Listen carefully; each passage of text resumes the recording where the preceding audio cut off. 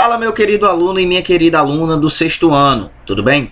Aqui quem fala é o professor Alexandre Lima. Estou de volta para darmos continuidade à unidade 6 do nosso livro didático, no qual nós vamos abordar os usos da água no nosso país e no nosso planeta. Vamos lá?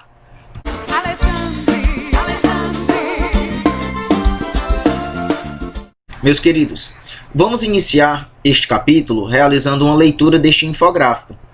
Este infográfico vai nos trazer informações a respeito do uso da água no nosso país. Percebam que de todas as atividades, aquela que mais vai consumir, mais vai necessitar de água para realizar a sua atividade, vai ser a irrigação. Basicamente, o que é a irrigação? É justamente o levar água até essas áreas de cultivo, tudo bem? Percebam que a irrigação ela vai corresponder aí a cerca de 67,2% da utilização da água. Enquanto eu vou ter atividades aqui, como por exemplo a indústria com 9,5%, mineração com 0,8%, vou ter aqui o abastecimento urbano como um todo com cerca de 8,8%. No entanto, o destaque desse infográfico vai para a utilização da água justamente naquilo que nós conhecemos como irrigação, como vocês bem podem perceber. No Brasil e no mundo, as atividades econômicas, mais uma vez, as atividades econômicas que mais consomem água são a agropecuária e a indústria. A irrigação de áreas agrícolas é a atividade humana que mais consome água. Quem estiver lendo no livro, aproveita para grifar isso aqui.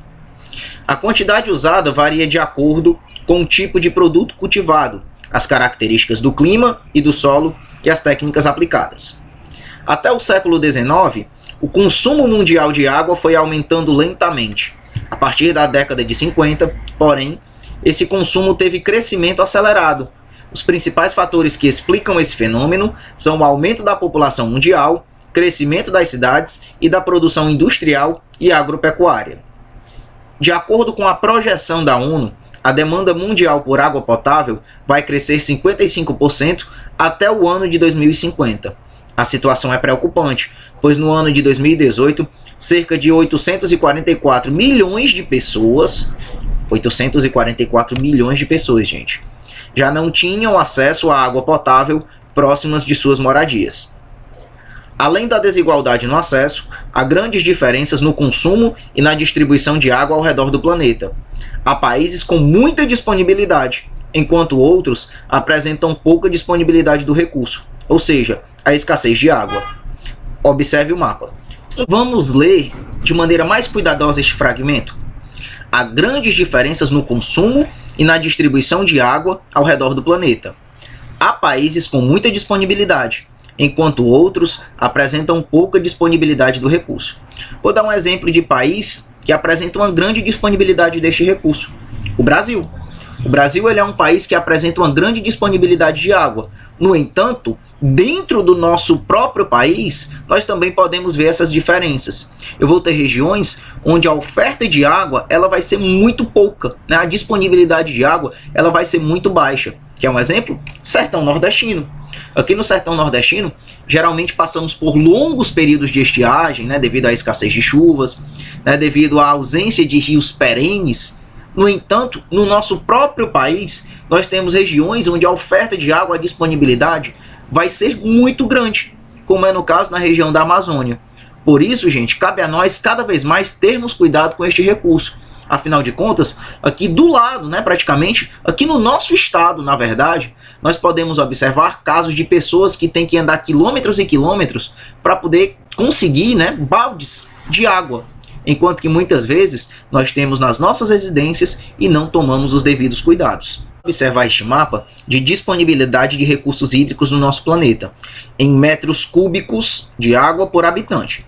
Percebam o seguinte, aqui no Uruguai, aqui no Canadá, eu vou apresentar, de certa forma, faixas aí onde eu vou encontrar uma disponibilidade de água bem grande, né?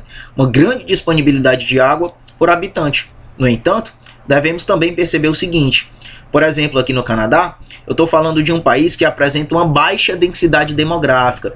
Ele é um país que não é populoso, né? Vai ser um país que vai apresentar um número de população aí muito baixo, né? Comparado a outros países como os Estados Unidos, o Brasil, entre outros. Vamos observar aqui o nosso país. Nosso país vai estar aqui na faixa de 10 mil a 50 mil metros cúbicos de água por habitante. Ou seja, a gente vê aqui que nosso país vai apresentar uma grande disponibilidade comparado a outros países, como, por exemplo, a própria China, né? Países aqui da região do norte da África, do Oriente Médio. No entanto, dentro do nosso próprio país, nós vamos observar, nós vamos também poder perceber problemas com o abastecimento de água, né? Como eu falei anteriormente para vocês. Falando agora do uso da água na indústria, a água é utilizada como matéria-prima nas indústrias para produzir alimentos, produtos farmacêuticos, bebidas, papel e etc. Também é utilizada para refrigeração ou para lavagem nas áreas de produção têxtil, nos matadouros, etc. As indústrias são responsáveis por cerca de 20% do consumo mundial de água, e os produtos industrializados contêm grande quantidade de água virtual. Como assim, professor? Água virtual? Água virtual é o nome utilizado para designar toda a água utilizada direta ou indiretamente na produção de cultivos agrícolas ou fabricação de produtos industrializados. Ou seja, a quantidade de água virtual numa melancia, por exemplo, é menor que a quantidade de água virtual numa calça jeans. Ou seja, na produção da calça jeans, eu vou utilizar água em diversos setores que vão fazer com que eu tenha que utilizar cada vez mais água. Já, por exemplo, na produção de uma melancia, né, de certa maneira, eu não vou utilizar tanta água assim. Para produzir melancias, é necessário semear e irrigar o solo. Também podem ser utilizados fertilizantes e agrotóxicos, produtos que contêm água. No caso da calça jeans, há mais etapas e produtos envolvidos em sua confecção, como o plantio e o beneficiamento do algodão, as lavagens do tecido feitas com grande quantidade de água. Para a produção de uma melancia de 8 kg, são necessários 600 litros de água. Já na produção de uma calça jeans, são utilizadas cerca de 11 mil litros. Né? Como a gente bem pode observar essa ilustração, o uso da água se torna mais pesado na calça jeans do que numa própria melancia. Né? Que em termos gerais, a melancia, de fato, vai apresentar um peso superior à calça jeans. Além da grande quantidade de água usada na produção de uma calça jeans, em muitos casos, as indústrias lançam a água contaminadas por produtos químicos diretamente nos rios e córregos, poluindo-os. Isso ocorre, por exemplo, no delta do rio Zhujiang, Rio das Pérolas, na região chinesa conhecida como a maior produtora mundial de jeans. A região do delta do rio Zhujiang é uma das mais industrializadas do mundo. Além do jeans, há a produção de aparelhos celulares e muitos outros produtos exportados para vários países. Além da concentração industrial, o delta do rio Zhujiang também concentra a população, caracterizando-se como a área mais urbanizada do mundo. No ano de 2015, aproximadamente 65 milhões de pessoas viviam nessa área, né? Como vocês bem podem observar neste mapa. Aqui, nos pontinhos pretos, a gente percebe justamente as cidades. Em lilás, percebemos a concentração industrial e populacional. Como assim, professor? São justamente locais onde as indústrias, né, vão estar muito presentes. E assim como as indústrias, também as pessoas. Meus queridos, finalizamos por aqui a nossa aula. Façam as atividades propostas na agenda de vocês. Em caso de dúvidas, me procurem nos horários adequados do Plantão Tira Dúvidas. Até lá, um grande abraço. Fiquem com Deus e tchau, tchau.